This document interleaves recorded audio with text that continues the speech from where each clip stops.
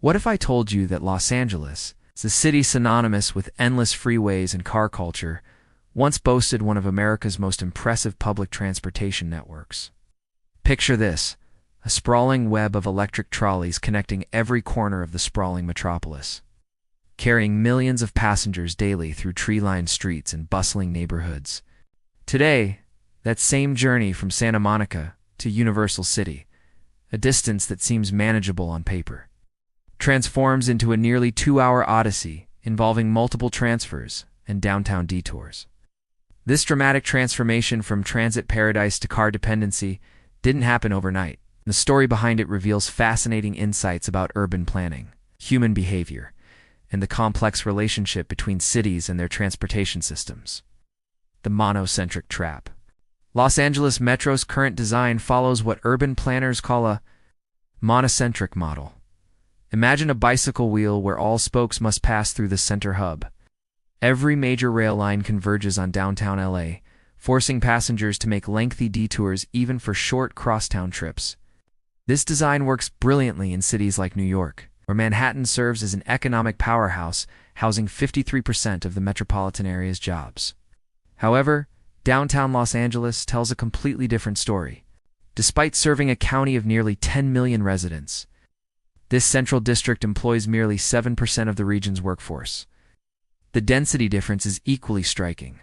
Manhattan packs over 70,000 people per square mile, while downtown LA houses just a fraction of that number. Its fundamental mismatch between transit design and urban reality creates the inefficiencies that plague the system today. Multi-hub reality.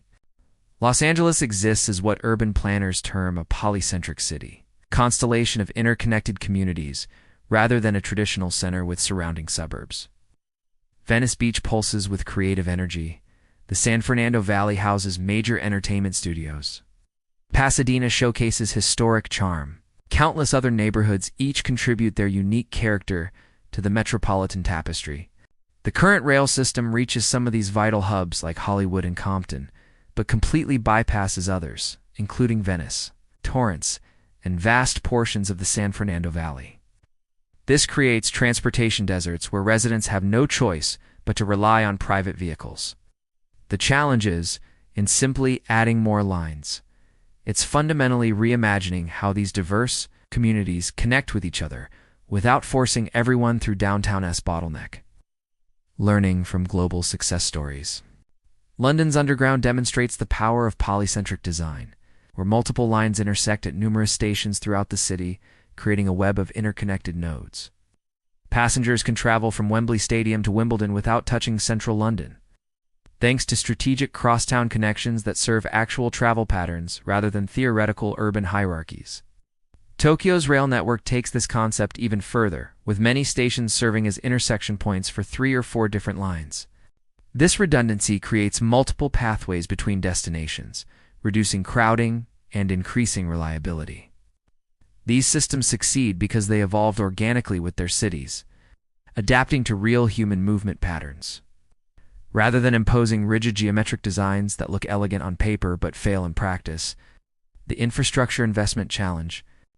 Recognizing these limitations, La Metro embarked on an ambitious journey in 2016, committing to raise $120 billion over 4 decades to revolutionize the region's transit infrastructure. The new K-Line represents a philosophical shift. It's only the second line that doesn't terminate downtown, instead connecting with the existing C-Line at LAX's newly constructed transit station. The D-Line extension, first proposed in 1961, exemplifies both the promise and the frustration of modern transit development. When completed in 2027, this underground route will serve dense corridors with major destinations, operating free from street-level interference.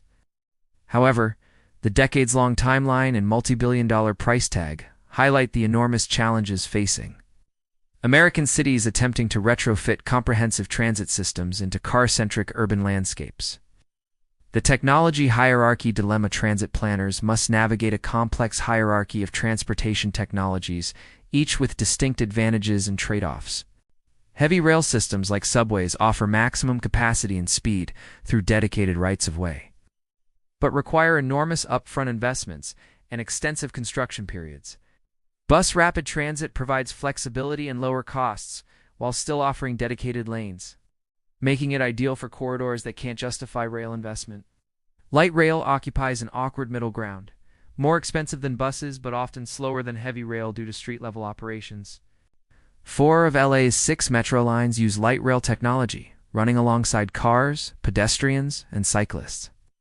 While LA Metro defends this approach as successful in lower-density corridors, critics argue it delivers neither the speed of grade-separated systems nor the cost-effectiveness of bus rapid transit. The access inequality crisis, the stark reality of LA's transportation divide, becomes crystal clear when examining job accessibility maps.